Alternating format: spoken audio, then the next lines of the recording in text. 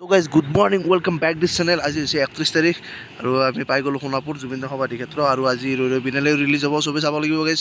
আৰু আজি মই গৈ আছোঁ মণিপুৰ আৰু এই নেলি পাই গ'লোঁ। ইয়াতে মানে পৰঠাটো খাই লওঁ আৰু ধুনীয়াকৈ। আৰু এইফালে আহি গ'ল পৰঠা চব্জি এনেকৈ কিবা কিবি আছিলে, এনেকৈ ধুনীয়াকৈ গান চান শুনি শুনি যাই আছোঁ। এইফালে পাই গ'লোঁ দকমকা। ইয়াৰ পৰা আমি যাব লাগিব লেফ্ট ছাইড, মানে হেৰি আৰু নাগালেণ্ডৰ ফালে, আৰু চিধা গ'লে শিলচৰ।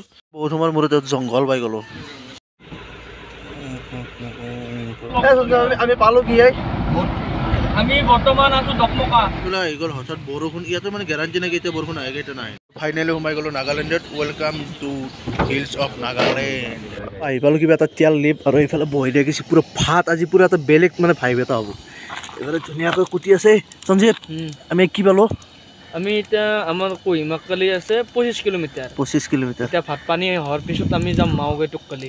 মাওগেট মানে মণিপুৰ আৰু নাগালেণ্ডৰ হ'ব। আৰু এতিয়া কালি মণিপুৰ পাই যাম, তো টেনশ্যন নাই। এতিয়া ভাতটো খাই পেলাই ইয়াৰ পৰা ওলাই দিব। আৰু এইফালে আহি গ'ল ভাত, এইটো খাৱাৰ কথা। তো টাইম